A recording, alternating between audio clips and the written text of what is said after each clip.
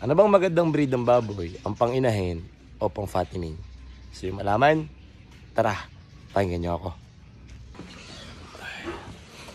Kapag mag-aalaga ka ng baboy, napaka-importante na malaman ang tamang breed para sa'yo.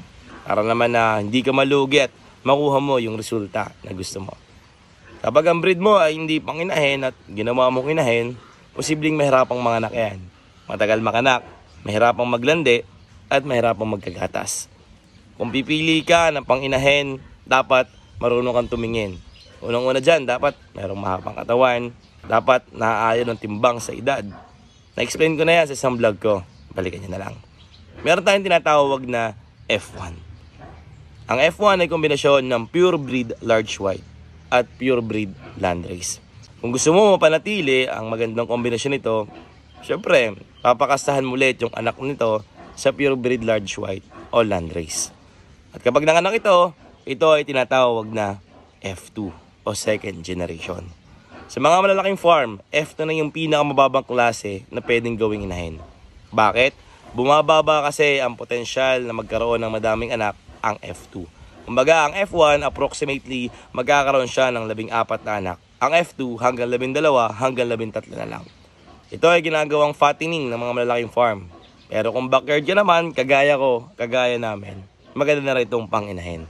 Ano naman ang common breeds na magandang gawin dito sa Pilipinas?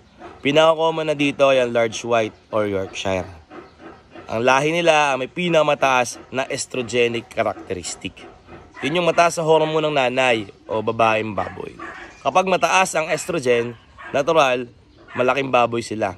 Sa edad na 7 buwan, pinakamababang pwede nila maging timbang ay 120 kilograms. At ang large white din ang pinakamababait na nanay. Pero syempre, hindi sila perpekto. Meron din silang kahinaan. Ang large white na breed ay merong hindi masyadong mahabang katawan. Napaka-importante sa isang inahing baboy ang pagkakaroon ng mahabang katawan. Paghaba kasi ng katawan, paghaba din ng matres. Kapag mahaba ang matres, maluwang ito at malaya na lumaki ang mga buwik habang sila'y pinagbubuntis. Yan na namang lahi ng baboy ang may mahabang katawan. Ito ay ang landrace. Ang landrace ay marami ding mag-anak. Magaling ding mag-alaga ng mga anak ito. Mahaba din ang kanilang katawan at mahaba din syempre ang kanilang matres. Kaya kapag pinag-crossbreed mo ang large white at landrace, makakakuha ka ng perfect F1 at F2. Ano ba ang karakteristik ng isang perfectong F1 o F2? Una, mahaba ang katawan. Padalawa, maliit ang ulo at nakataas ang tenga. Bakit mahalaga na maliit ang ulo? Kapag nagbubuntis kasi ang isang inahin, syempre, mabigat ang kanilang katawan. Kaya mas maigi na rin na hindi mabigat ang kanilang ulo para makabangon pa rin ito. Patatlo, malakas maggatas at marunong mag-alaga ng buwik. Sa mga tuwid, ang magandang lahi ng baboy pang-inahin ay ang large white at landrace. O kaya ay crossbreed dito o tinatawag na F1 at F2. Ang anak namang ito ay napakabisang gawing inahin. Paano naman kung pangbenta o pang-fattening?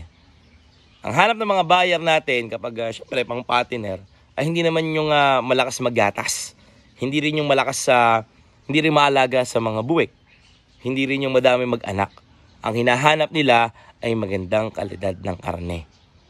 Walang taba masyado, yung hindi sakitin, at para makuha ito, kailangan ng tatay nila o barako ng mga ito ay may lahing durok.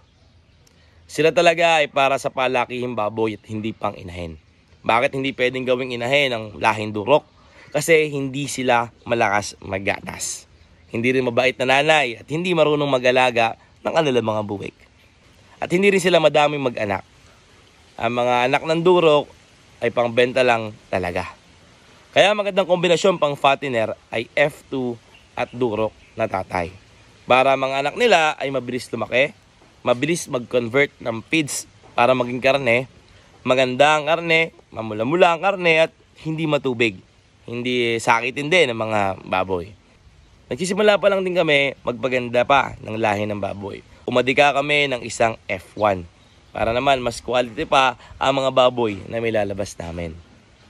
Yun lang mga kabuwik. Sana may natutunan tayo. Susunod na lang huli. Ingat. Love you.